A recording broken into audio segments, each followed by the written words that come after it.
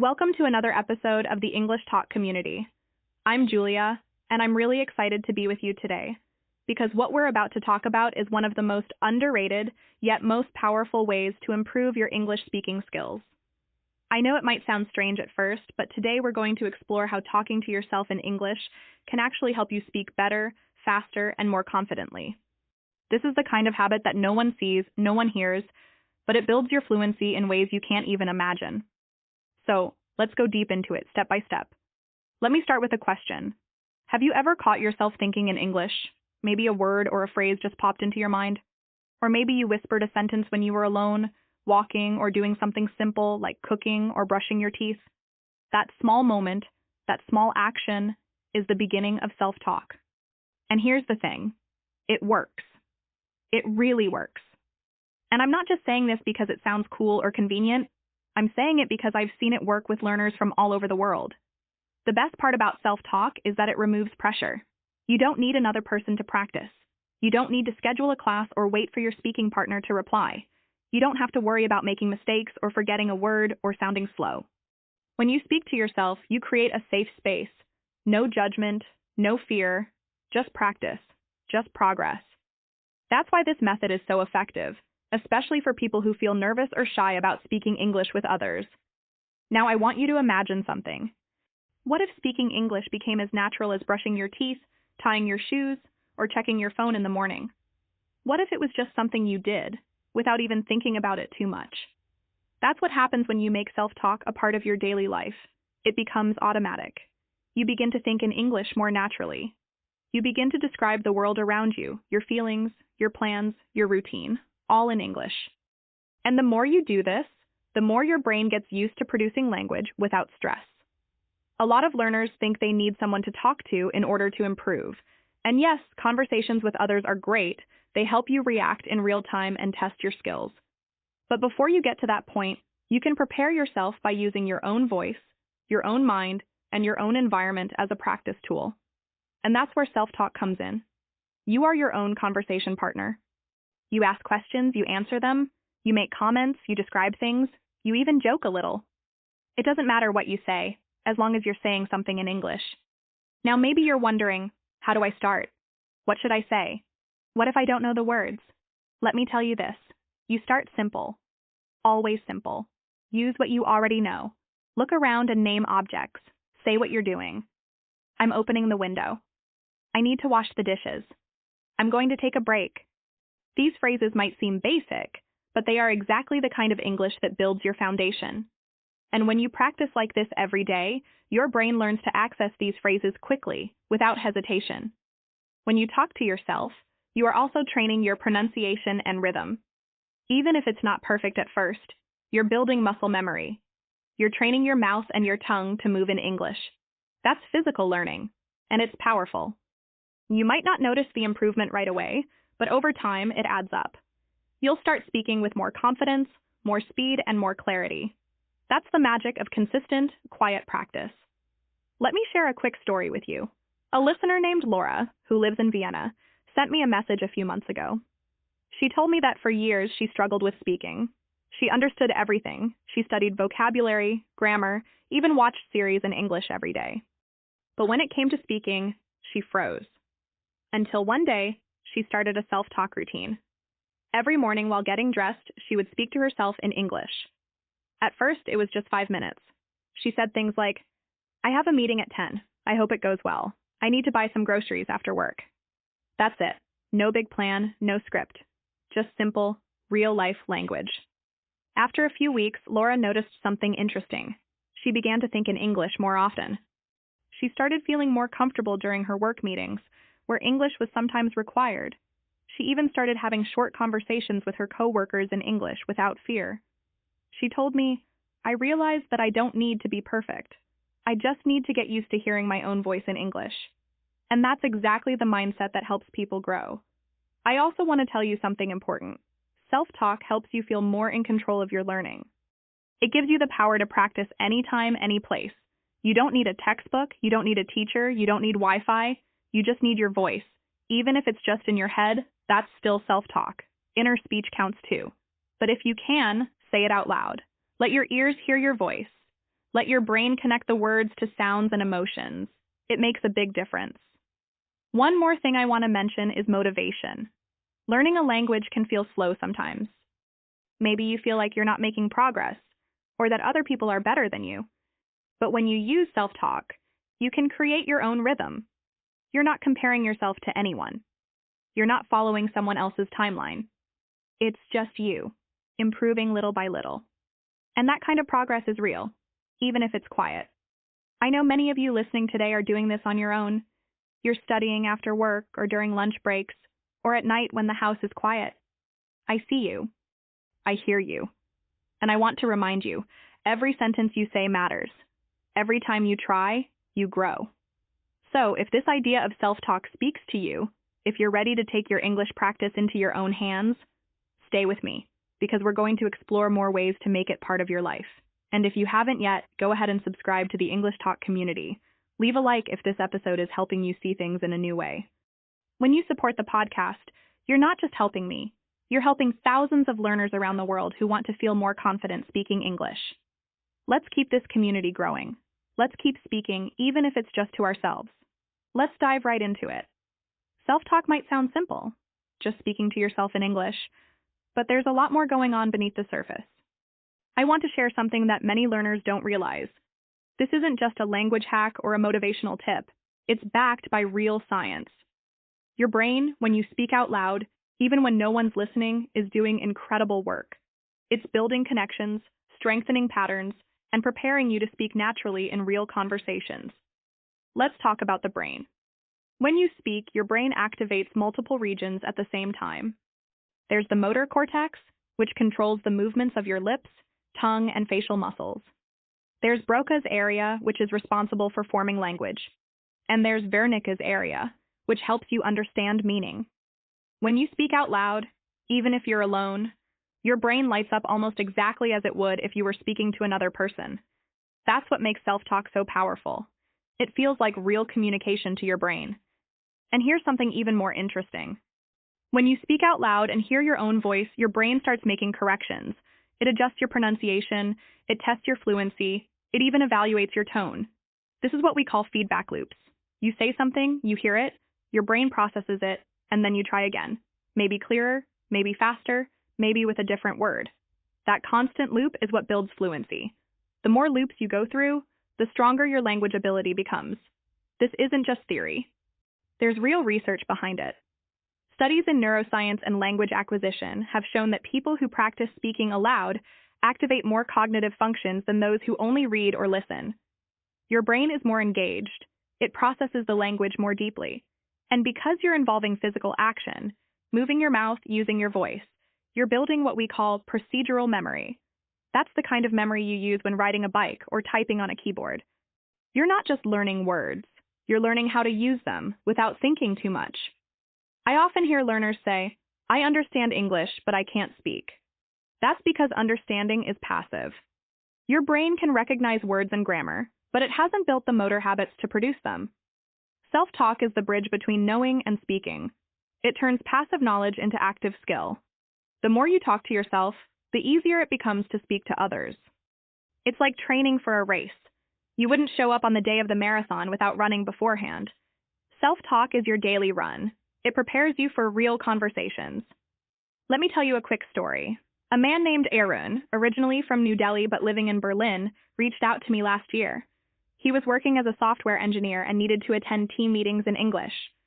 He understood most of what was said, but when it was his turn to speak, he struggled. His sentences were slow, sometimes incomplete, and he felt embarrassed. He tried language exchange partners, but with his schedule, it was hard to stay consistent. So I suggested something simple. Start speaking to yourself every day, just 5 minutes in the morning and 5 minutes at night. He followed the plan. Every morning before work, he stood in front of his bathroom mirror and described his day in English. Today, I have a meeting at 10. I need to finish the report. I think it will be a busy day. Nothing complicated. No pressure. Just a habit. And after a few weeks, he noticed something. He didn't have to translate in his head anymore. The words came faster. His sentences became smoother. And during meetings, he could speak with more confidence. Not perfectly, but naturally. That's the effect of building neural pathways through self-talk. His brain had been practicing the act of speaking without the fear of judgment. There's another reason self-talk is so effective: emotional safety. When you speak to others, especially in a language you're still learning, there's often anxiety. What if I make a mistake? What if they don't understand me? That fear activates the amygdala, the part of the brain that responds to threats. It can block your ability to recall vocabulary or form sentences. But when you're alone, speaking to yourself, that fear isn't there. Your brain stays calm. It can focus on learning instead of protecting you from embarrassment. And in that calm space, real growth happens. And let's not forget how this technique boosts confidence. Every time you speak to yourself in English, you're proving to yourself that you can speak. You're showing your brain that this language belongs to you too. You're not just studying it. You're using it. You're owning it. That shift in mindset is huge. Fluency isn't just about grammar or vocabulary. It's about trust, trusting yourself to open your mouth and let the words come out. Self-talk helps you build that trust one sentence at a time. There's also the role of repetition. Your brain loves repetition. It helps solidify connections between neurons. When you repeat simple sentences to yourself each day, you're not just remembering words. You're training your brain to recall them faster. You're reinforcing patterns that will support you in real conversations. That's why self-talk doesn't have to be creative or complicated. In fact, simple is better. You can use the same sentence structures again and again. I need to go to the store. I have to prepare for my exam. I'm feeling tired today. These are the kinds of sentences that reflect daily life. And practicing them regularly helps you speak naturally, without hesitation. Now, if you're someone who likes structure, you can even turn self-talk into a mini routine. Choose a few categories to talk about each day: your plans, your feelings, your surroundings, your memories, your opinions. Set a timer for 5 minutes and just speak. Don't worry about mistakes. Don't try to be perfect. The goal is movement, not mastery. As you build this habit, your brain will adapt. You'll find yourself thinking in English more often, and when it's time to speak to someone else, the words will already be there, ready and familiar. This is something I've seen across different countries and cultures. In Seoul, I worked with a student named Jiwon, who practiced self-talk during her morning subway ride. In Johannesburg, a man named Elias spoke to himself while jogging in the park. In Warsaw, a woman named Marta recorded voice memos during her lunch breaks, just describing her day in English. These learners didn't have perfect grammar or perfect accents, but they were building something much more important: the habit of speaking and the belief that they could. When you speak to yourself in English, you're not pretending. You're not playing a game. You're doing the work that leads to fluency. You're activating your brain in the same way you would in a conversation. You're practicing real skills in a safe environment. And you're making English a living, breathing part of your daily experience. That's not just good learning, it's smart neuroscience. So wherever you are right now, maybe you're at home or walking outside or sitting in a quiet room, just say something in English. Out loud. It doesn't matter what. Just let your voice carry the words. That small action is a signal to your brain. We're doing this. We're speaking English. And the brain, amazingly, responds. That's the science behind self-talk. And the best part is, it's always with you. You don't need a classroom. You don't need a partner. You just need your voice. Let me tell you about Tomas. He's 34, an architect from Warsaw, and when we first spoke, he was incredibly self-aware about his English journey. He told me he could read technical documents, understand meetings, and even write emails in English. But when it came to speaking, especially spontaneous conversation, he froze. His mind would suddenly go blank, or he would search for words that he knew but couldn't access quickly. Maybe that sounds familiar to you. That moment when you know the word but can't get it out in time. It's frustrating, and Tomas felt stuck. He worked long hours, and because his job required deep focus, he didn't have much energy left for traditional English classes. He didn't want to sit in front of a textbook or book another Zoom call after a full day of work. That's when we started talking about building language into the things he was already doing. I asked him what time of day he felt most alert and relaxed, and he immediately said, "When I'm cooking." He told me that preparing dinner was a small ritual he actually enjoyed. It helped him unwind after work, and he didn't rush through it. So, I said, let's try something simple. Let's turn your kitchen into your language gym. At first, Tomas wasn't sure how to begin. He told me, "It feels strange to speak when no one's around. That's something I hear often. But here's what I encouraged him to do. Don't think of it as talking to no one. Think of it as guiding yourself through the process, like a chef explaining a recipe to an invisible audience.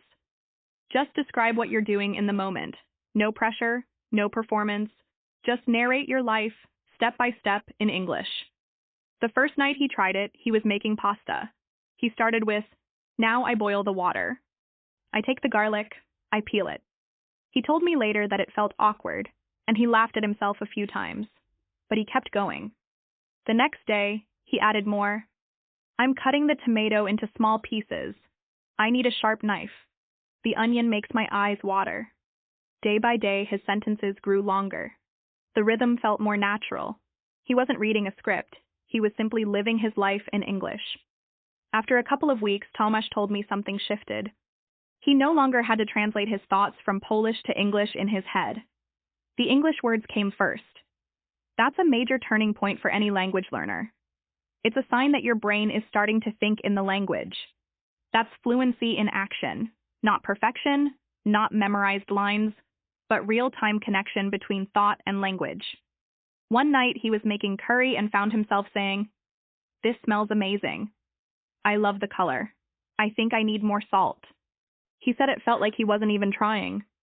The words just came. And that's the beauty of self-talk. It grows with you. The more you do it, the less effort it takes. You move from single words to full thoughts, from reactions to reflections. Your brain stops asking, "How do I say this?" and starts just saying it. Tomas also began to experiment. He would ask himself questions while cooking, just to keep the conversation going. What should I cook tomorrow? Do I have enough rice? How long will this take? These aren't academic questions. They're real, practical, and part of everyday life. And that's exactly what makes them so valuable. You're not just practicing vocabulary. You're practicing thinking in English. You're turning English into your daily soundtrack. One evening, he told me he forgot he was speaking English. He only realized it after finishing his meal. That's when I knew something powerful had happened. He had built a habit so consistent and natural that English became part of his environment, not just something he practiced on purpose. It blended into his routine, just like boiling water or chopping vegetables. Tomas shared something really important that I think many of you will relate to. He said, "When I used to study English, it felt like a task. Now it feels like a part of me." That shift, from obligation to identity, is what makes language stick. And for Tomas, the kitchen became his classroom. No textbooks, no grammar charts, just his voice and his actions, working together in sync. He started to notice changes in other areas too. When colleagues spoke quickly in meetings, he could follow more easily.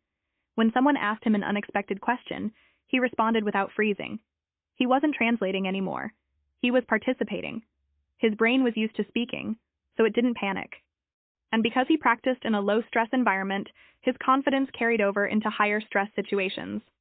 Here's what Tomas now tells other learners. Use your routines. Don't wait for the perfect moment. Create a small English world in your day-to-day life. That advice is simple but profound. Most people think they need more time to learn a language, but often what they really need is a better use of the time they already have. If you cook, speak while cooking. If you clean, narrate while cleaning. If you walk to work, describe what you see. Language lives in action, and you already have plenty of action happening in your day.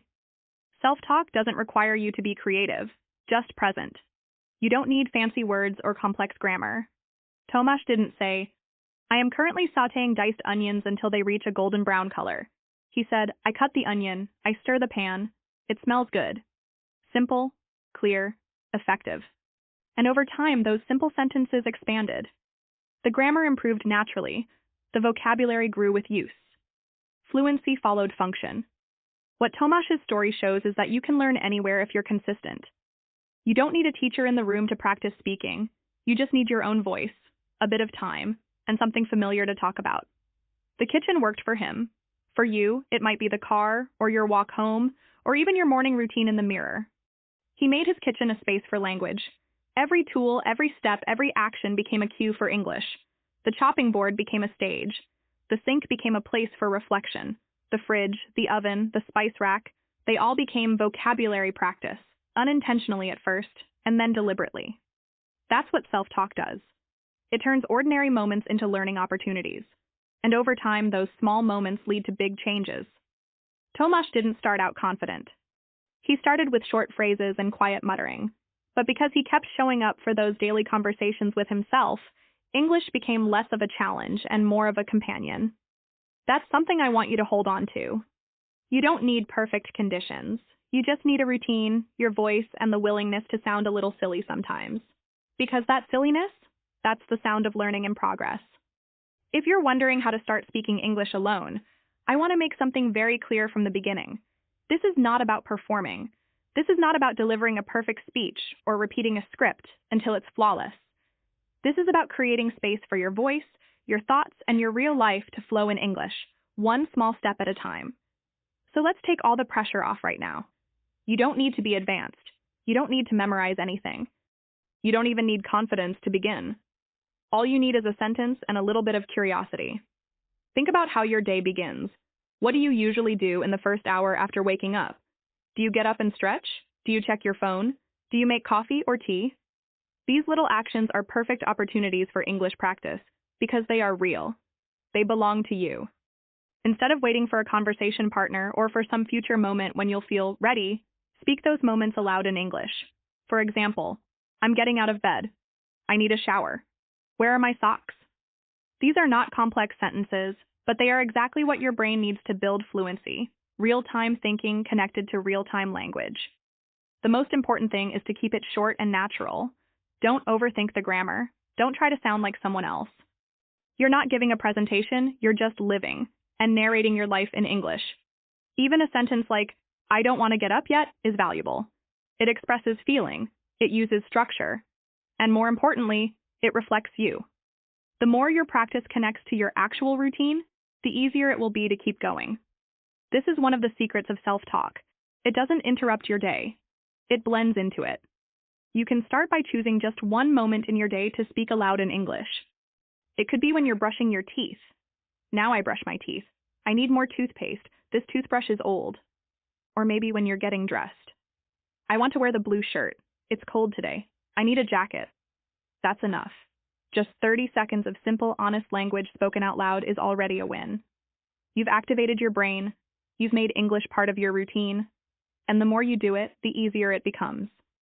When I talk to learners, one of the biggest fears they have is making mistakes. And I understand that. Nobody likes to feel like they're doing something wrong. But here's the truth.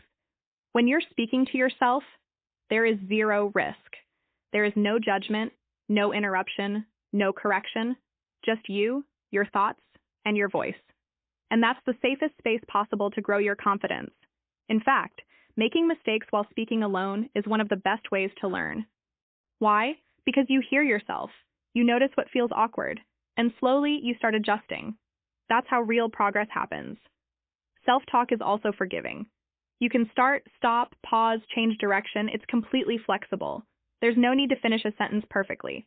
You can even repeat the same idea in a different way. I want coffee? No, maybe tea. No, I want coffee.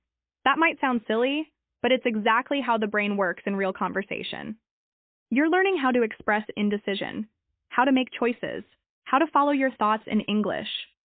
These little moments are gold. Some learners like to prepare phrases in advance, and that's okay too. If there are things you say often in your first language, try translating those into English and speaking them out loud during the day. For example, what time is it? I need to answer that message. I forgot my keys. These are short, real, and instantly useful.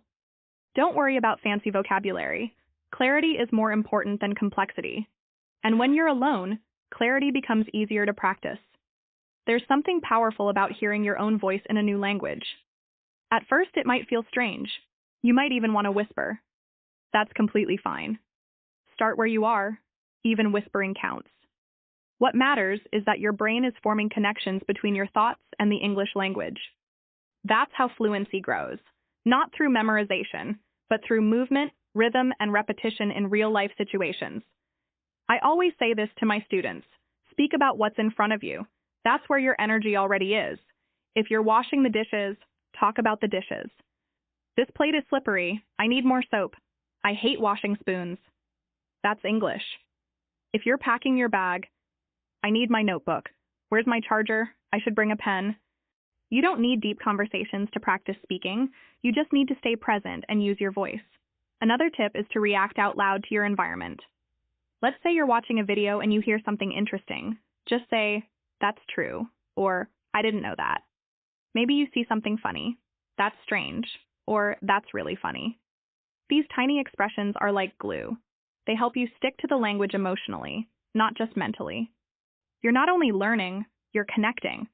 If you live with other people and feel shy about speaking out loud, try finding small windows of privacy. Maybe when you're in the shower or during a walk, or even while doing laundry. You don't need a long session. Just a few seconds of expression can shift your mindset. You go from being a passive learner to an active speaker. And that identity shift is what leads to confidence.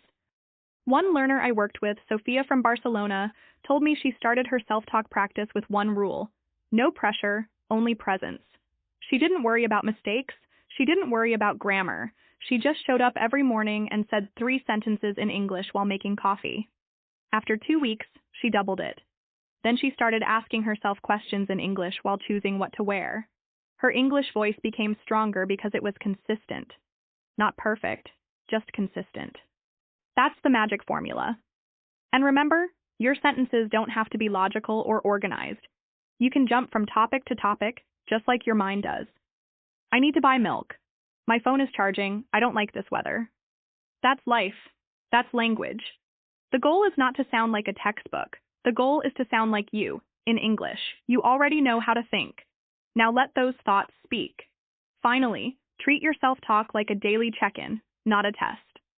You're not trying to prove anything. You're just giving English a space in your life. You can even use your reflection in the mirror to practice. Just say, "Good morning. How are you today? What do you want to do?" It doesn't matter if the answers come slowly. What matters is that they come from you. So keep it simple, keep it safe, and keep it real. You're not alone in this journey, even when you're practicing by yourself. Every word you speak in your own voice brings you closer to fluency, one honest, simple sentence at a time. Aisha from Cairo is someone I'll never forget. When she first joined our online community, she didn't say much. She would listen, take notes, and participate silently. Her English level was solid. She understood a lot. But there was one thing holding her back: the fear of speaking. Every time she tried to open her mouth in class, her heart would race. Her face would get hot. Words would get stuck in her throat. And so, she stayed quiet, even when she had something to say.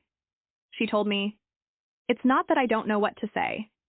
It's that I'm scared to say it wrong." I know many of you have felt that.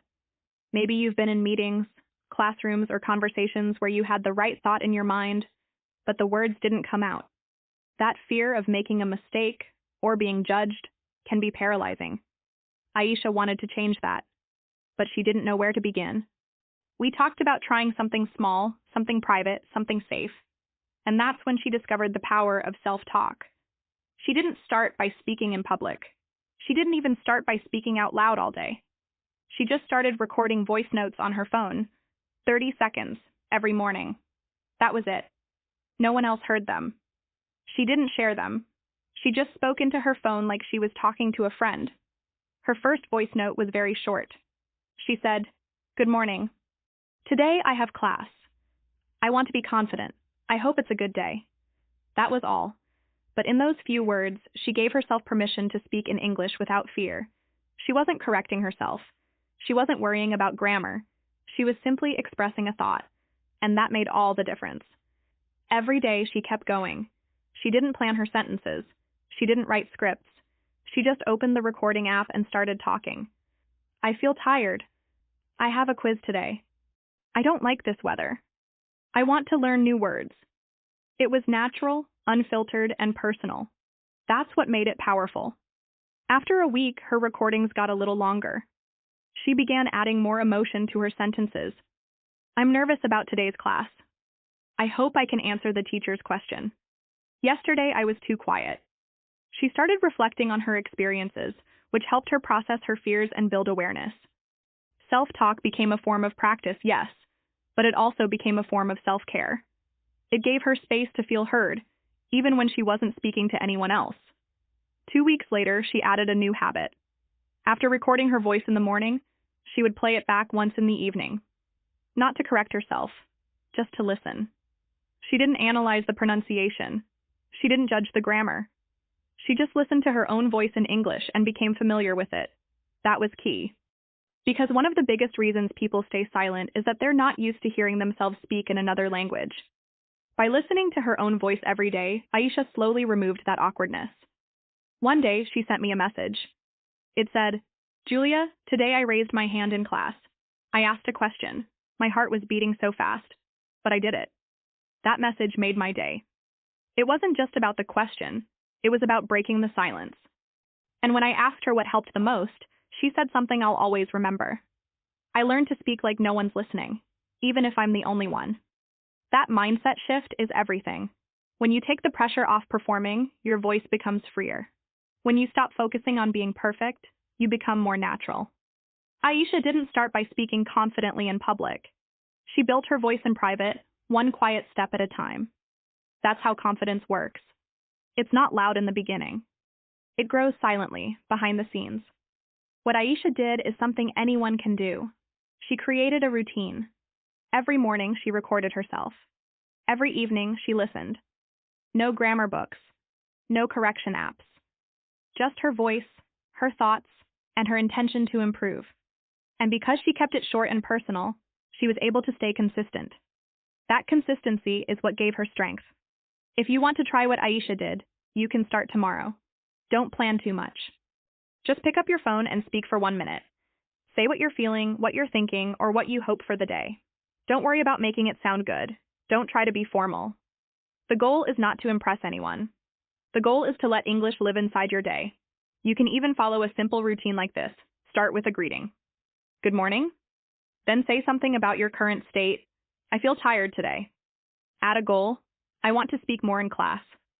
And end with a hope or reflection. "Maybe today will be better." That's all. 4 lines. Every day. This will train your brain to form complete thoughts in English without stress. The amazing thing about Aisha's journey is that she never forced herself to be confident. She created the conditions where confidence could grow naturally. She stopped waiting for the perfect moment. She stopped trying to sound fluent.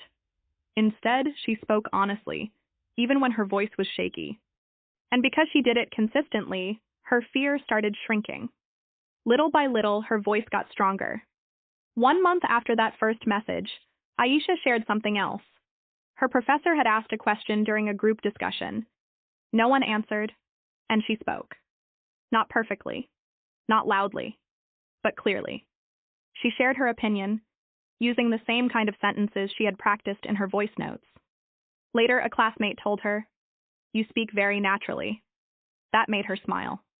Because for so long, she thought she didn't belong in that conversation. The truth is, she always belonged. She just needed space to find her voice. And self-talk gave her that space. So if you're listening right now and you feel like you're still stuck in silence, remember Aisha. She didn't start with confidence. She started with 30 seconds, a phone, and a whisper. She didn't try to sound like someone else. She sounded like herself. That's what made the difference. I remember the first time I asked someone in our community to try speaking in front of a mirror. Her name was Naomi, a nurse from Tokyo. She looked at me like I'd suggested something completely ridiculous. "You mean like, actually talk to myself in the mirror?" she asked. Yes, exactly. Because when you speak in front of a mirror, you turn your practice into something that feels a little more real.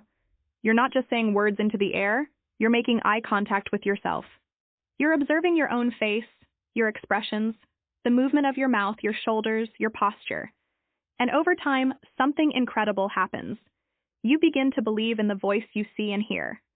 When you use a mirror in your self-talk practice, you're training more than your vocabulary. You're working on your delivery. In real conversations, communication is about more than just words. It's about tone, expression, energy, eye contact, the way you hold yourself. A mirror lets you become aware of all that. It reflects back not only your progress, but also your doubts. And when you keep showing up, even when it feels awkward, you start replacing those doubts with trust in yourself. Let me tell you how I like to guide people through this. Start simple. Stand in front of the mirror and say hello. Just that.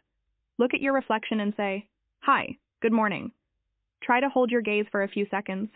Notice your posture. Is it relaxed? Are your shoulders up? Are you smiling or stiff? Then add one more sentence. Today I feel tired. Or, today I feel excited. Whatever is true for you. Keep your body loose, your voice calm. This isn't a performance, it's connection. As you get more comfortable, add a little more. Describe your day. I have a meeting later. I want to learn 5 new words. I feel nervous about my test.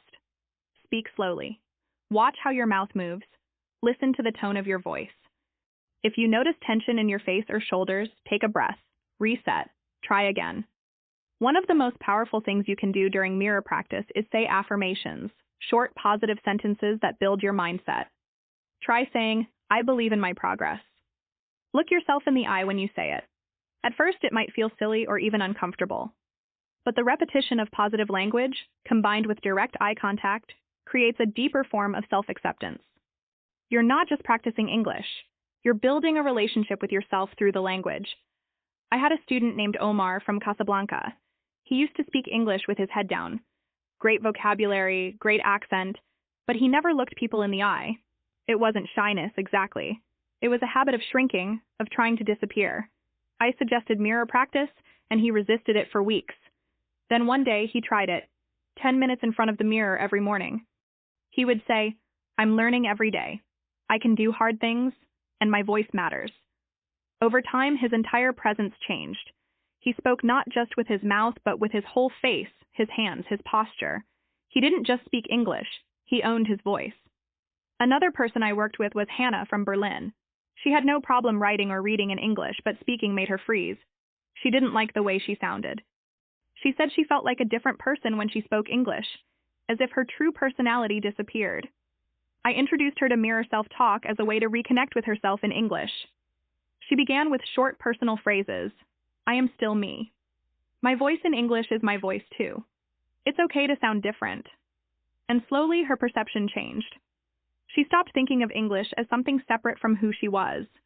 It became part of her. That's the hidden beauty of mirror practice. It lets you integrate your identity with your language. You don't have to become someone else when you speak English. You get to be yourself, just in a new form. And when you look into your own eyes as you speak, you start to internalize that truth. You stop hiding from your voice. You begin to embrace it. Some days it will feel uncomfortable. That's normal. You might feel self-conscious. You might criticize your appearance or your accent. But the goal isn't perfection. The goal is presence. Show up, speak, breathe, repeat. That's how confidence grows, by being consistent, not by being flawless. I often recommend setting a timer, 5 minutes a day. That's it. Choose a time when you're alone and relaxed. Stand in front of the mirror, say a few lines, watch yourself, and try to relax into the moment. Over time, that 5 minutes will become a powerful ritual. It will help you prepare for real conversations, interviews, presentations, or even casual chats. You'll be more familiar with how your face and voice work together. You'll be able to project calm and clarity even when you feel nervous inside. And let's talk about pronunciation for a moment. When you speak in front of a mirror, you become more aware of the shapes your mouth makes. You can see if your lips are moving the way they need to for certain sounds. You can notice if your jaw is too tight or if your tongue is in the wrong position. You're not just listening anymore, you're observing, and that's a game changer. You get to fine-tune your articulation just by watching and adjusting. I remember doing this myself when I was learning Spanish. I would stand in the mirror and practice rolling my R's. I could hear them in my head, but they didn't come out right. Watching myself helped me catch small movements I wasn't even aware of. That visual feedback made all the difference. So if you feel like speaking alone isn't enough, or if you want to take your self-talk to the next level, add a mirror. It adds accountability. You can't hide from yourself. You see everything, your hesitation, your effort, your courage. And little by little, you'll see transformation. There's one more thing I often recommend during mirror sessions. Practice emotional range. Don't just say things like, I'm fine, or I'm okay. Say them with feeling. Try different moods. Say, I'm frustrated today with a frustrated face, or I'm proud of myself with a smile. This helps you build not just fluency, but authenticity. You start to match your words to your emotions, which is exactly what happens in real conversations. Eventually, this practice will make its way into your real life. You'll find yourself holding eye contact with others more easily. You'll feel more aware of your gestures and tone. You'll speak with a little more ease, a little more presence, and a lot more belief in yourself. And that's what I want for you. Not just to learn English, but to feel strong in it. To look in the mirror and say, this is my voice. This is my language too. Because when you own your expression, everything else gets easier.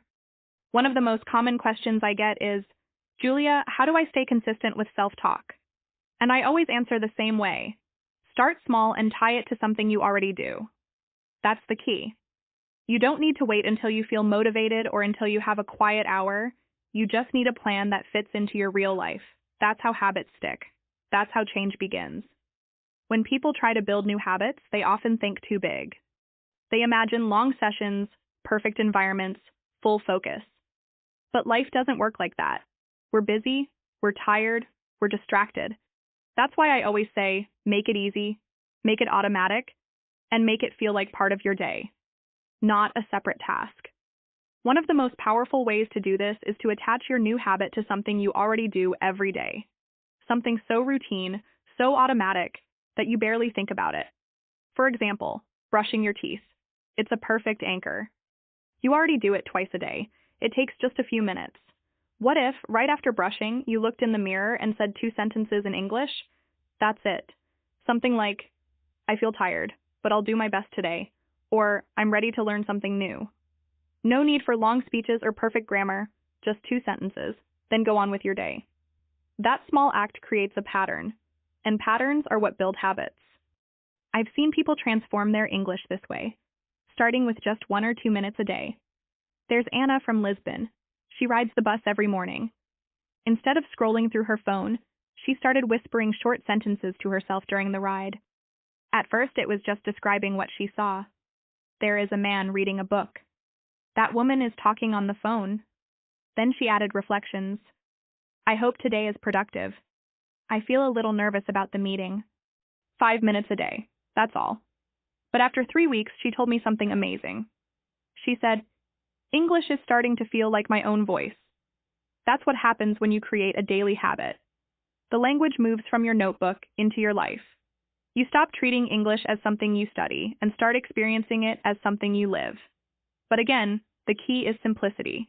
Don't try to be impressive. Don't wait until you have energy. Just choose one moment in your day that already happens and add English to it. Another good moment is while preparing food. I often recommend this because it's such a natural time to speak out loud without pressure. You're chopping vegetables, stirring a pot, making a sandwich, your hands are busy, your mind is relaxed. Perfect conditions for self-talk. You can say what you're doing. I'm slicing the tomatoes now. This soup needs more salt. Or talk about your day. I had a long meeting this morning. I want to watch a movie later. The content doesn't matter. What matters is that you show up every day, say something in English, and connect it to something you already do. Walking is another great time. Whether it's a short walk to the store or a longer walk in the park, that movement creates rhythm. And rhythm helps your brain process language more easily. Some people call this thinking time, but I like to call it talking time. When you walk, speak quietly to yourself. The sun feels nice today. I forgot to send that email. I'm trying to stay positive. You can even ask yourself questions. What do I need to do tomorrow? How did I feel about that conversation? Then try to answer. Even simple thoughts in English, said out loud during a walk, create powerful memory traces in your brain. What's important here is that you're building a loop, a small, predictable loop. Action plus English. Brush teeth, speak English. Cook food, speak English. Go for a walk, speak English. These loops are how real habits are born. Not from big efforts, but from small, repeated steps. I once worked with a man named Felipe from São Paulo. He worked long hours and had almost no free time. He told me, I can't sit and study. I'm too tired at night. So we built his habit around his coffee break. Every afternoon, he made himself a cup of coffee. That was the anchor. While he waited for the coffee to brew, he'd say 2 or 3 things in English. Sometimes it was about the coffee. It smells strong today. Sometimes it was about work. I have 2 reports to finish. After 2 months, his fluency had improved. Not because he studied hard, but because he showed up every day for 3 minutes with intention. That's the other key word. Intention. When you say even a small sentence in English with intention, your brain pays attention. You're signaling, this matters. That's what makes the habit stick. Not time or difficulty, but repetition with purpose. It's also helpful to keep track of your habit. I'm a big fan of visual progress. You can use a calendar and put a small check mark every time you do your self-talk, or use a simple habit tracking app. Seeing that line of checks grow day by day creates momentum. You don't want to break the chain. You want to keep going. And that little bit of motivation can be the difference between giving up and showing up. Another tip I love is to prepare a short list of phrases in advance. Sometimes we skip self-talk because we don't know what to say, but if you have a few ready-to-go lines, it removes that barrier. You can write them in a notebook, on sticky notes around the house, or even on your phone. Lines like, I can handle this, I'm learning something new today, let's stay calm, one step at a time. These are not only good English practice, they're also mentally supportive. They become part of your inner dialogue. One woman in our community, Priya from Bangalore, kept a card in her wallet with 5 short English phrases she loved. Every morning before leaving home, she read them out loud. It became her morning ritual. She told me, it's like I'm setting the tone for the day, in English. That's how you build a language habit that sticks. You make it meaningful. You make it visible. You make it part of your rhythm. So don't underestimate 5 minutes. Don't wait for the perfect moment. Choose a small anchor in your day and start from there. Let English weave into your daily life, naturally, gently, consistently. That's where the real progress begins.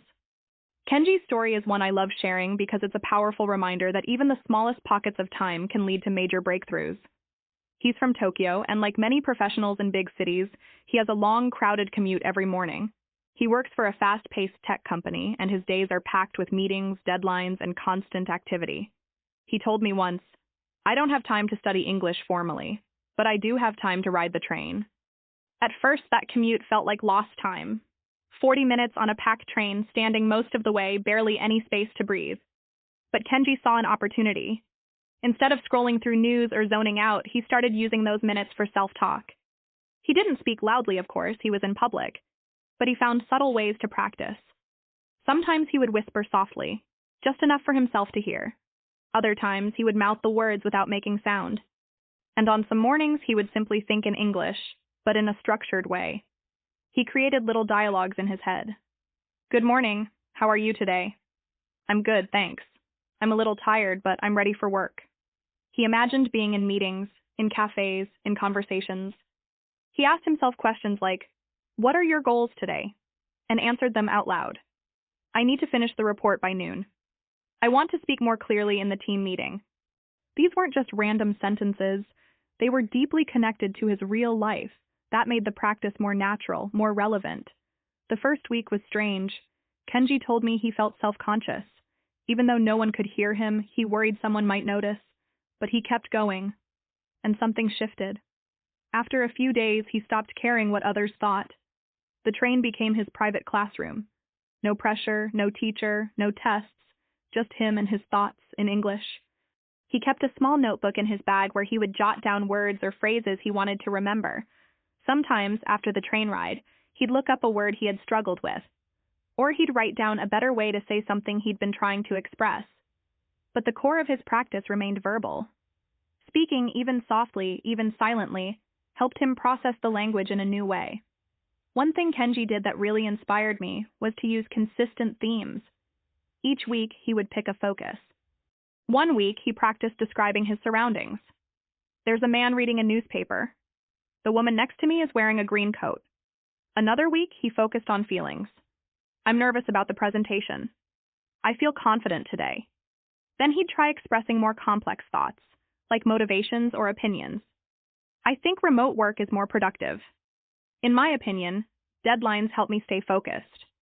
By the 3rd month, Kenji said he noticed a huge difference. Not in his grammar knowledge or vocabulary list, but in his readiness to speak. He told me, before, when someone asked me something in English, I would freeze. Now, I already have the sentence forming in my head.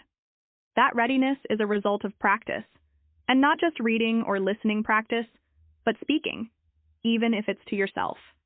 The turning point came when he had to take a business trip to London. It was his first international meeting with clients, and he had been nervous for weeks.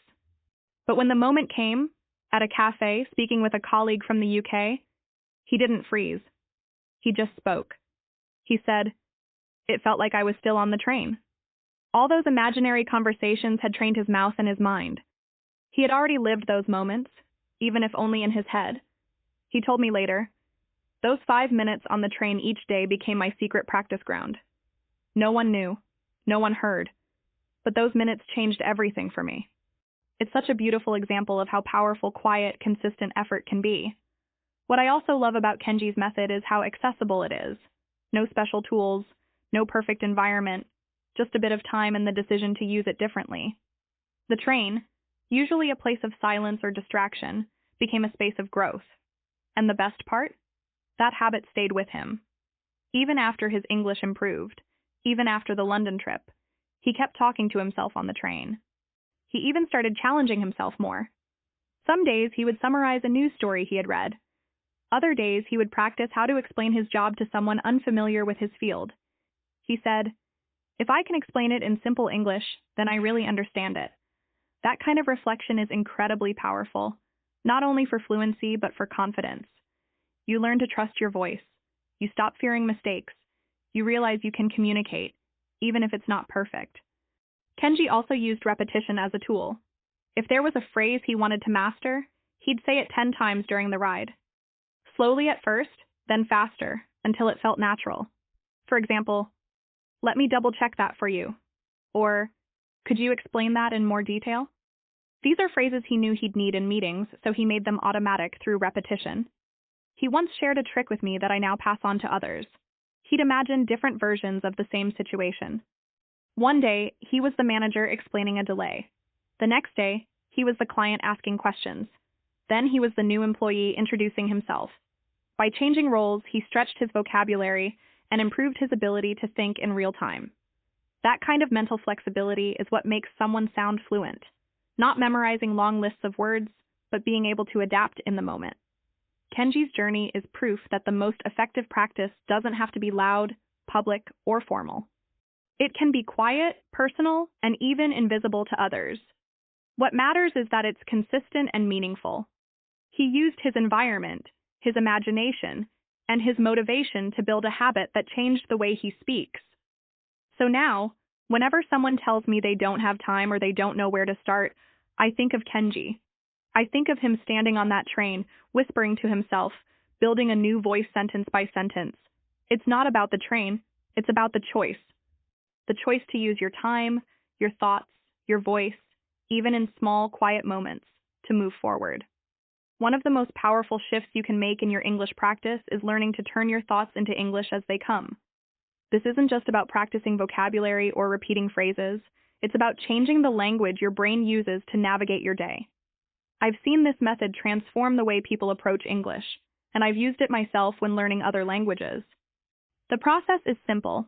When a thought appears in your mind in your native language, you gently redirect it into English. It's like switching the default setting in your brain, and the effects can be surprising. Let's say you're walking through your kitchen and suddenly think, "I need to buy groceries." Instead of letting that thought stay in your native language, pause for just a second and say to yourself, "I need to buy groceries." And don't stop there. Expand on it. Maybe I'll go after work. What do I need? Some milk, bread, eggs, maybe bananas. These aren't complex sentences, but they're real. They reflect your actual life, and that's exactly what makes them powerful. When you start doing this, it might feel unnatural. You may not have the exact words at first, and that's okay. You're not aiming for perfection, you're aiming for practice.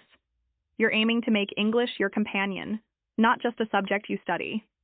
Over time, the process becomes smoother. You'll catch yourself forming complete sentences before you realize it. You'll notice that you pause less, that words come faster, that you don't need to translate anymore because English becomes your first reaction. This is something I always encourage learners to do during routine activities. If you're brushing your teeth, instead of thinking, "I'm brushing my teeth" in your own language, just say it in English. "I'm brushing my teeth. The water is too cold. I need more toothpaste." When you're getting dressed. Where's my blue shirt? I want to wear the comfortable jeans today. When you're waiting for the bus, it's late again. I hope I won't be late to work. These sentences are small, but they build something big. They build fluency from the inside out. One of the things I love about this technique is that you can do it anywhere, anytime. No one has to know. It doesn't matter if you're alone or surrounded by people, because these thoughts are yours. You can speak them softly, whisper them, or even just move your lips. But you should try to say them out loud when possible, because engaging your voice helps your brain connect sound to meaning. It strengthens pronunciation, rhythm, and confidence. Many learners tell me they're afraid to speak English out loud because they don't want to make mistakes. But when you talk to yourself, there's no fear. No one is judging. You can take your time, repeat a phrase, or try saying it in a new way. I will go after work. No, wait. I'll go after work. Yes, that sounds more natural. That's how you grow, by experimenting, adjusting, and hearing the language come from your own mouth. Some people find it helpful to create categories for these thoughts. For example, start your day with plans. Today, I need to finish a report, call my sister, and buy groceries. During the day, describe your actions. I'm opening the file. I'm replying to an email. I'm walking to the cafeteria. In the evening, reflect on your day. I felt tired this morning, but the meeting went well. I think I spoke clearly. You don't have to cover everything. Just pick 1 or 2 moments and practice turning them into English. This mental shift changes the way you interact with the world. You'll find that English becomes a tool for observing, planning, and reflecting. It stops being something outside of you and becomes something you live with. You stop waiting for opportunities to practice and start creating them with your own thoughts. You become your own language partner. And the beautiful thing is, this kind of practice builds momentum. Once you start thinking in English more often, it becomes easier to speak with others. You don't freeze up when someone asks you a question, because your brain has already been working in English all day. You've already had similar thoughts, formed similar sentences, played out similar responses. It's like rehearsing for a conversation that hasn't happened yet, and when it does, you're ready. A lot of people ask me if they need to translate every single thought, and the answer is no. That would be exhausting. Instead, choose small windows throughout the day. Maybe 5 minutes in the morning while you get ready. Maybe on your commute. Maybe right after lunch. These micro sessions done consistently are far more effective than forcing yourself to translate every second. Start small and let it grow naturally. One learner I worked with made a habit of narrating her walks home. The sky is cloudy today. That's a nice building. I see a little dog. Over time, her sentences became more complex. That reminds me of the time I visited Paris. I should call my friend when I get home. She wasn't trying to impress anyone. She was just thinking out loud in English. But the result was that her spoken English improved dramatically. Her fluency didn't come from studying grammar. It came from turning her thoughts into language, over and over again. I remember doing this myself when I was learning French. I'd walk through the market and think, I want to buy apples. Do they have strawberries today? I'd correct myself mid-sentence, stumble on a verb tense, and try again. No one heard me, but I was building fluency in those moments. That quiet practice gave me confidence to speak when I needed to. The beauty of this method is its flexibility. You can do it during emotional moments too. If you're upset, instead of just feeling the emotion, name it in English. I'm frustrated. This situation is difficult. I don't know what to do. If you're excited, celebrate in English. I did a great job today. I'm proud of myself. These aren't textbook sentences. They're human ones, and that's what makes them powerful. If you ever find yourself stuck for words, pause and try to describe what you're feeling. Start with simple structures.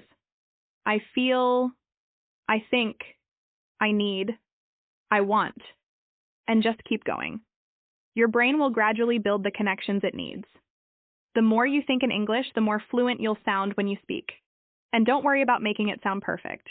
It's more important to stay connected to your thoughts and keep the flow going.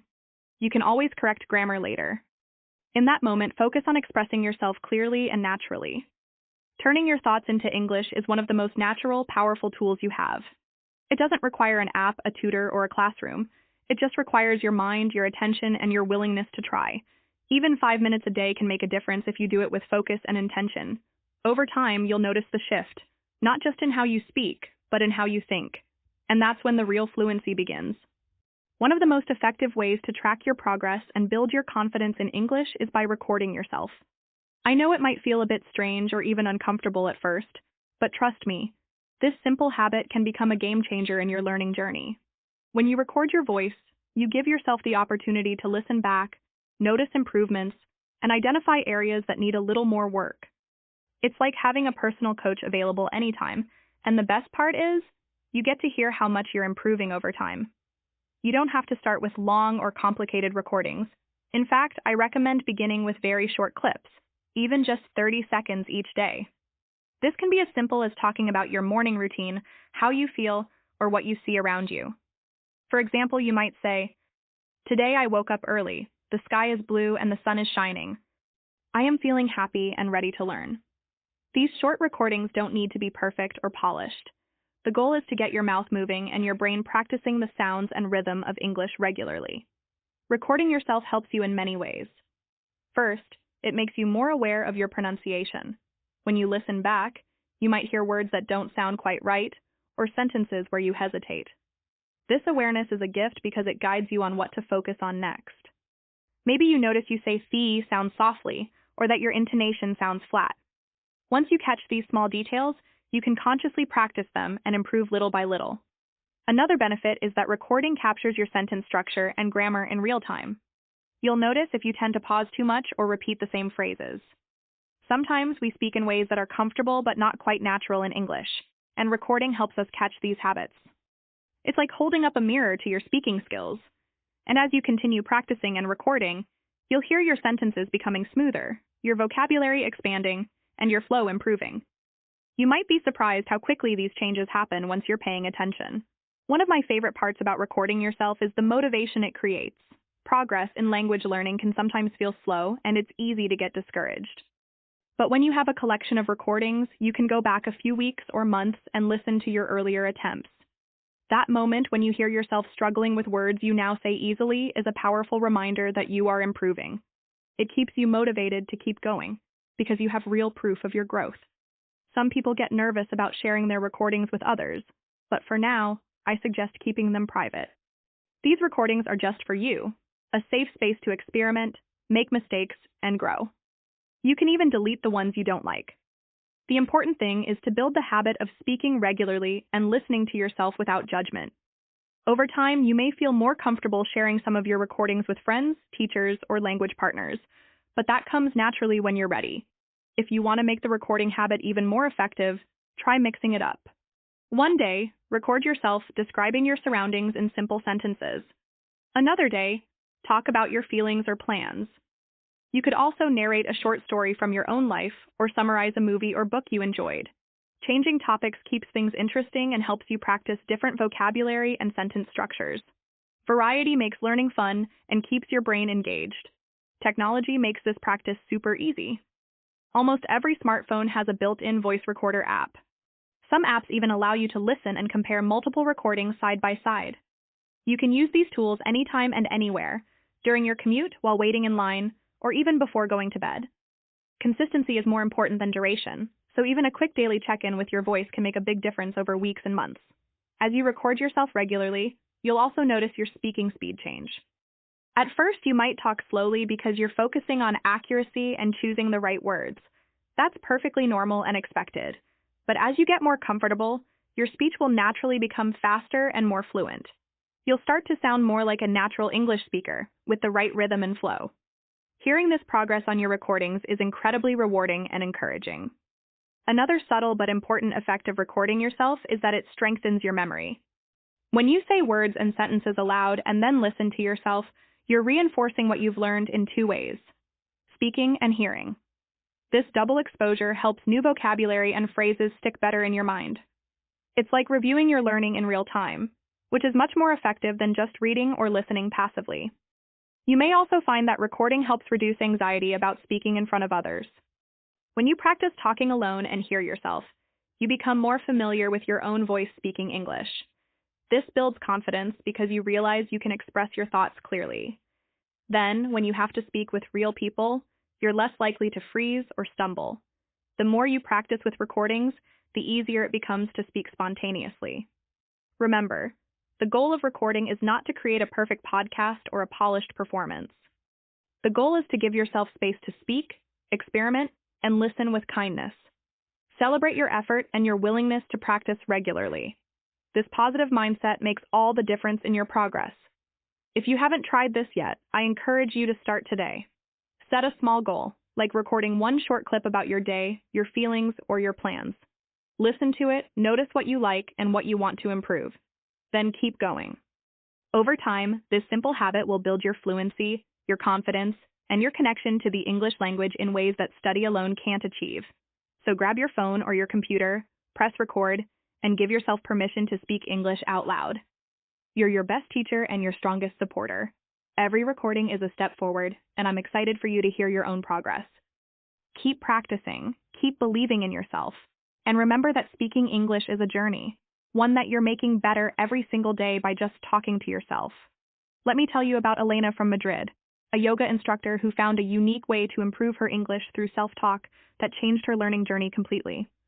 Elena decided to start an audio journal, recording her thoughts every Sunday night. This wasn't just any journal. It was a special time she dedicated to speaking English about her week, her yoga students, and her personal goals. At first, like many of us might feel, Elena felt a bit embarrassed listening to her own voice. She noticed mistakes, awkward pauses, and times when her pronunciation wasn't quite right. But she kept going because she knew that practicing consistently was the key to improvement. What makes Elena's story so inspiring is that she transformed a simple habit into a powerful tool for learning. Each Sunday, she would sit down, take a few deep breaths, and start speaking freely. Sometimes she talked about the challenges she faced in her classes, like helping beginners learn difficult poses. Other times, she shared her feelings about balancing work and personal life or set goals for the upcoming week. This kind of meaningful reflection in English helped her connect the language to her real life, making it easier to remember and use later. Over the first few weeks, Elena's recordings were rough around the edges. She stumbled over words, repeated herself, and sometimes felt frustrated. But instead of giving up, she used these moments as clues to focus her practice. She would listen carefully to the parts where she struggled and try to improve them the following week. This cycle of recording, listening, and practicing helped her notice steady progress. It's like having a personal coach who gently points out what to work on next. After about 8 weeks, something wonderful happened. Elena started to love the process of recording her weekly audio journal. She wasn't just focused on mistakes anymore. She began appreciating how much clearer and smoother her speech was becoming. The words that once felt difficult to say started to flow naturally. She even found herself using more advanced vocabulary without consciously trying. This growth showed how powerful regular self-talk can be, especially when it's tied to your own experiences and emotions. Elena's story highlights the importance of patience and consistency in language learning. Progress might feel slow at times, and that embarrassment or frustration is normal. But if you keep going, if you keep talking to yourself in English, you will find that your confidence and fluency grow just like Elena's did. Her weekly ritual became more than just practice. It became a time of self-discovery and personal growth, all while improving her English. One thing I love about Elena's approach is that it's so easy to adapt for your own life. You don't need to be a yoga instructor to start a weekly audio journal. You can record about anything that matters to you. Your week at work, your hobbies, your thoughts on a movie or book, or even your plans for the future. The key is to make it a habit that fits into your schedule and feels meaningful enough to keep you motivated. If you're worried about how you sound or whether your English is good enough, remember Elena's story. She felt the same way but chose to focus on progress instead of perfection. Speaking out loud every week helped her hear her own improvement clearly and built her confidence step by step. That's a lesson for all of us. Consistent practice beats perfection every time. Another reason Elena's audio journal worked so well is because it made learning personal and relevant. When you talk about your own life, you're more engaged, and your brain naturally remembers new words and phrases better. This connection between language and experience is one of the secrets behind successful learning. It also makes your English sound more natural because you're expressing real thoughts and feelings. If you want to try something like Elena's audio journal, start small. Pick one day a week and set aside just a few minutes to record yourself speaking in English. Don't worry about making it perfect or editing your recording. The goal is to create a safe space where you can practice freely and honestly.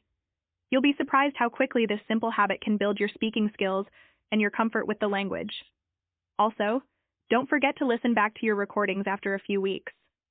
You might feel shy at first, but hearing your progress can be incredibly motivating. It shows you how far you've come and helps you identify what to focus on next. Over time, you'll find your voice becoming stronger and your English more fluent, just like Elena experienced. So, if you're ready for a new way to practice, why not give the weekly audio journal a try? It's a simple but powerful technique that fits easily into your busy life. Plus, it helps you build a deeper connection with the language and with yourself as a learner. Remember, learning English is a journey, and every step counts, especially the ones you take speaking to yourself. Elena's journey shows us that consistent, meaningful self-talk isn't just about language. It's about building confidence and embracing progress in your own unique way. This method is something you can start anytime, anywhere. No special tools required. Just your voice, your thoughts, and a little courage to press record. I hope her story inspires you to find your own way to speak English more naturally and confidently every day. Let's talk about something many of us experience but don't always know how to handle: nervousness, anxiety, and stress, especially when it comes to speaking English or using it in real-life situations. One of the most powerful ways to manage these emotions is through self-talk. And I'm not just talking about practicing vocabulary or grammar.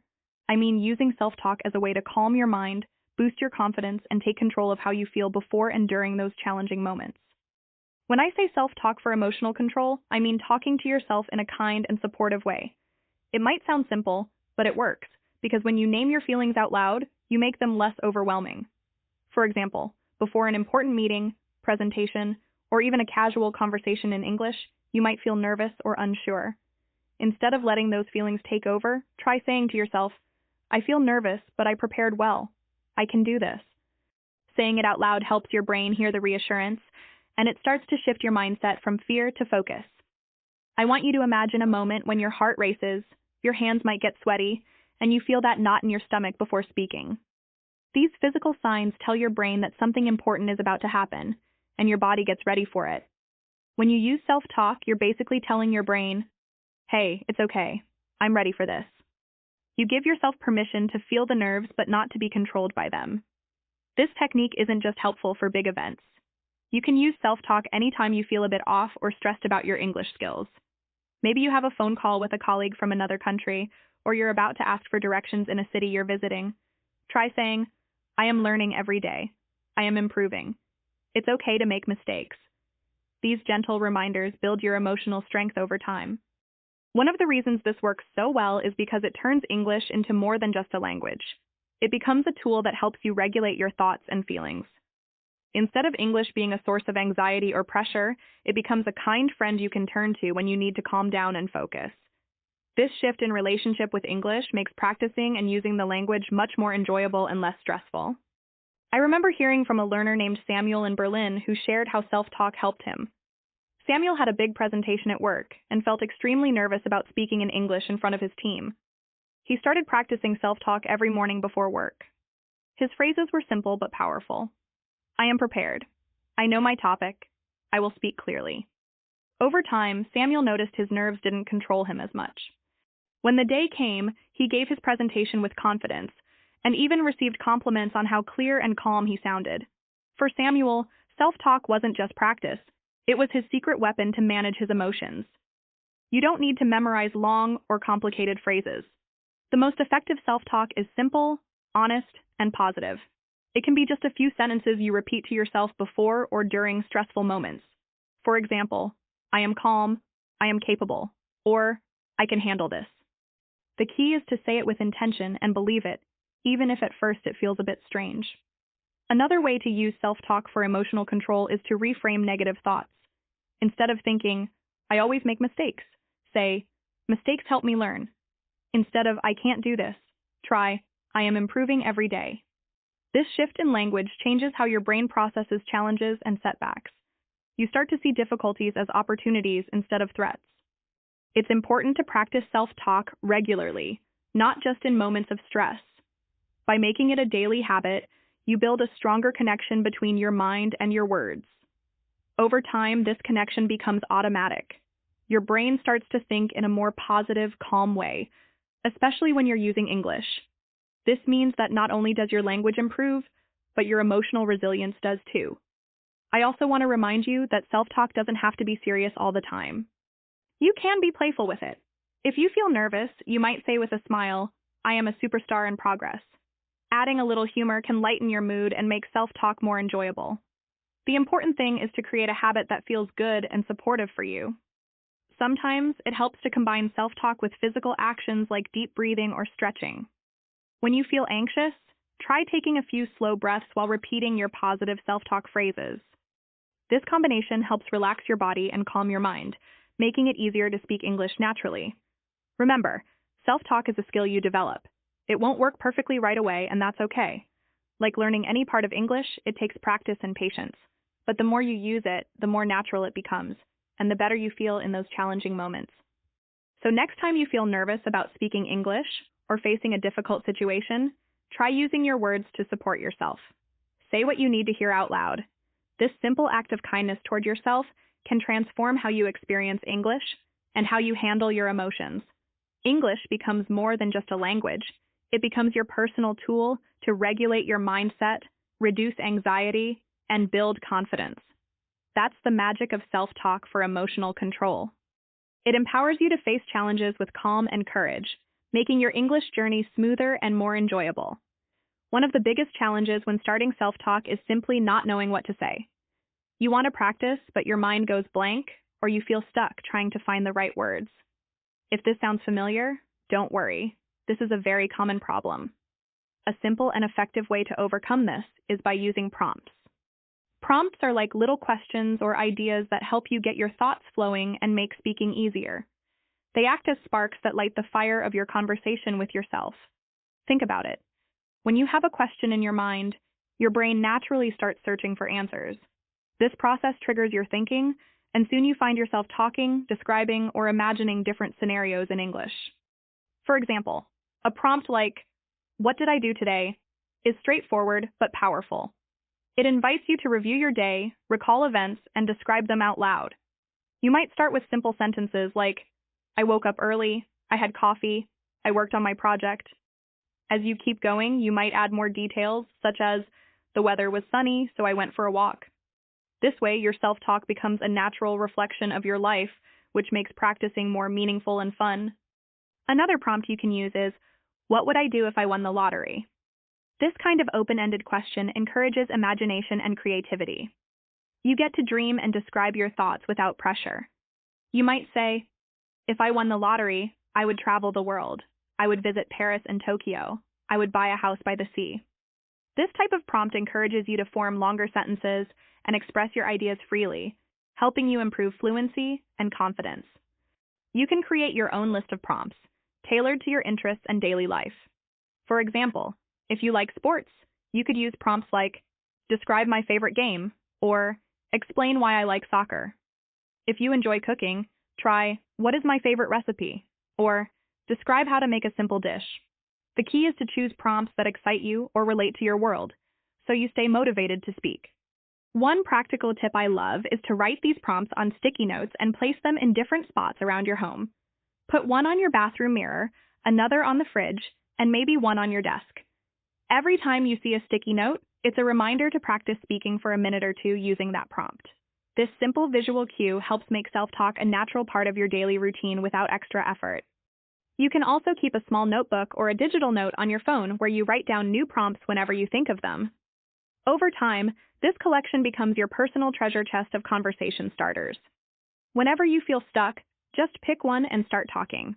It's like having a built-in coach who's always ready to help you get started. Another benefit of using prompts is that they help you practice different types of language skills. Some prompts encourage you to describe, others to explain, compare, or imagine. This variety trains your brain to think flexibly in English, which is a big step toward fluency. It also reduces the pressure to come up with perfect sentences because the focus is on expressing ideas rather than accuracy. When you practice with prompts, you also learn to organize your thoughts in English. For example, if the prompt is, "Describe my favorite holiday," you might naturally start with where you go, who you go with, what you do, and why you enjoy it. This kind of structured thinking improves your ability to speak clearly and logically, even when you are having real conversations with others.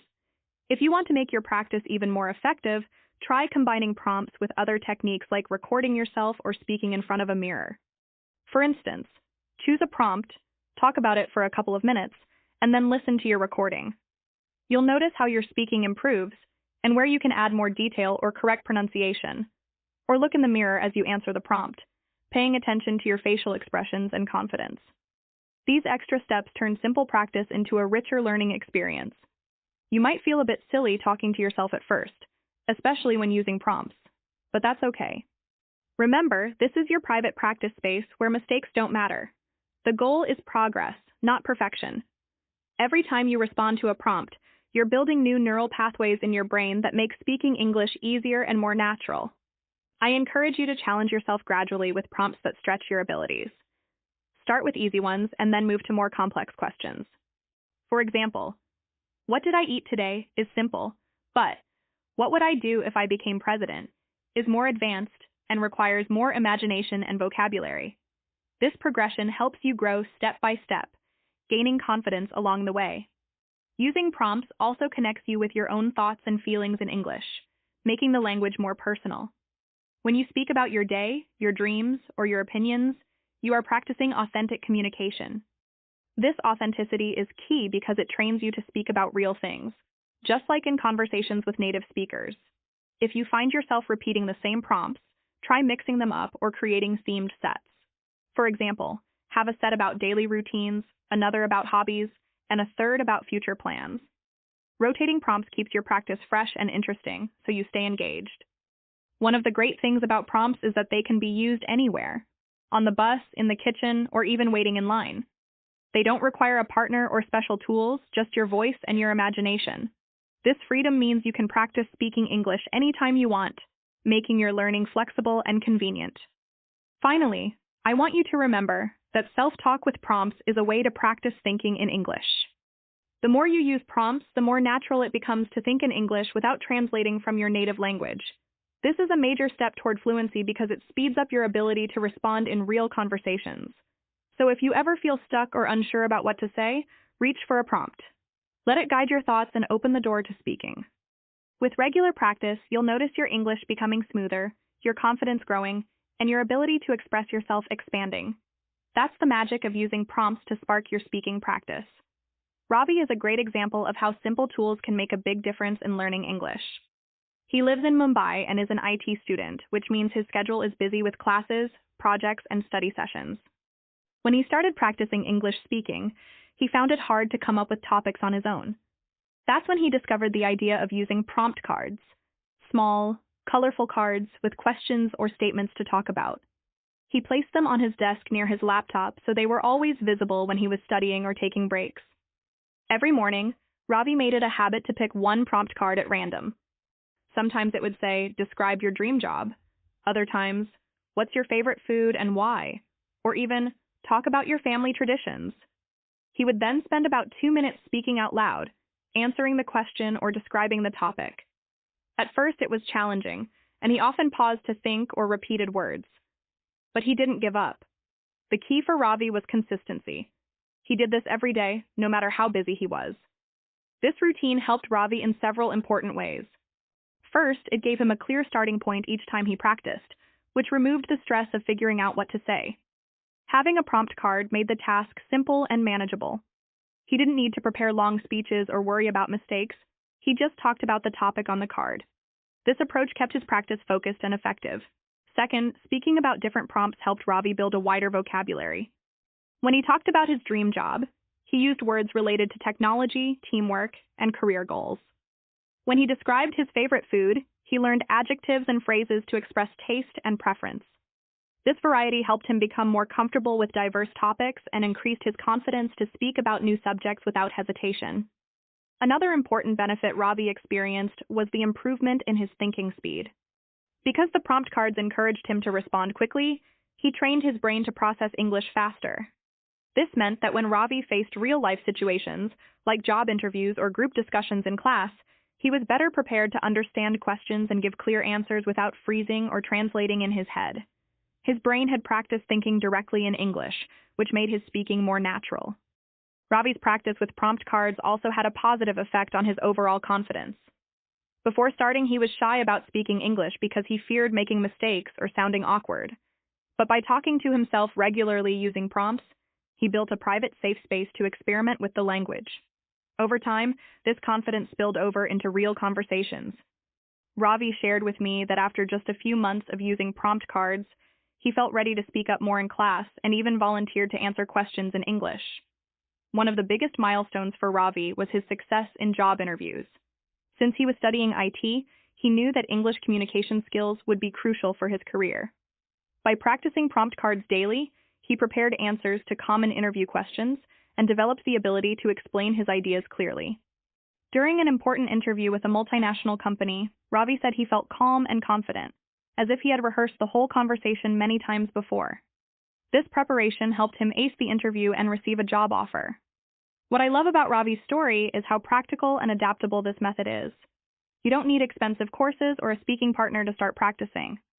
A simple set of prompt cards, whether you buy them, print them yourself, or write questions on small pieces of paper, can become your best tool. And because the cards are portable, you can use them anytime. At your desk, on the bus, or even while waiting in line. Ravi's success shows that it's not about perfection or speaking like a native from day one. It's about building a habit of regular practice, finding ways to keep your mind active in English, and pushing yourself gently outside your comfort zone.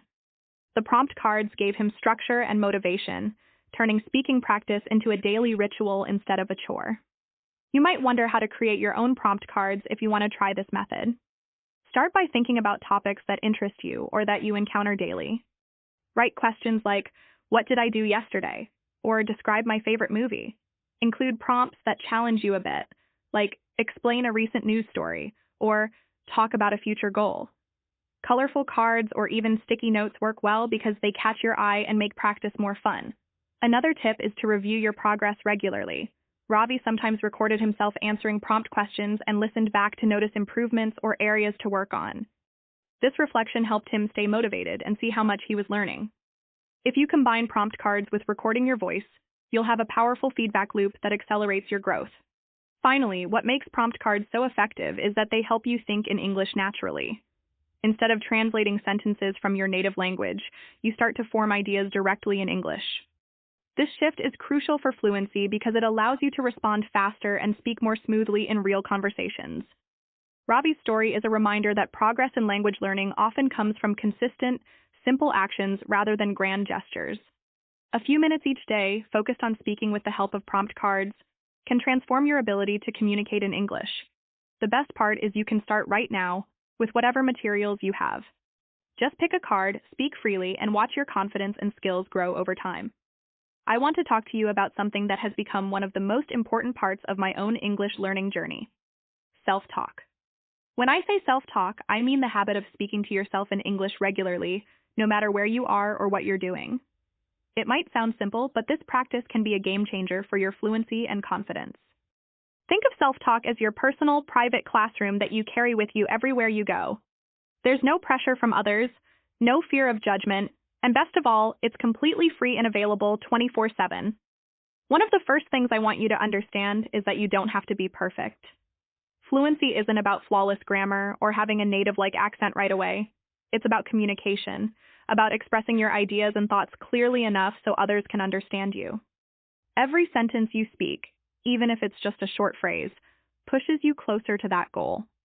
When you practice self-talk, you're creating a safe space to make mistakes, to try new words, and to hear your own voice speaking English more and more naturally. It's like training your brain and your mouth to work together smoothly. What really matters is consistency. The key is not how long you speak, but how often you do it. Even 2 minutes a day can make a difference if you do it every day without fail. Imagine what happens after 1 week, 2 weeks, or a month of daily practice.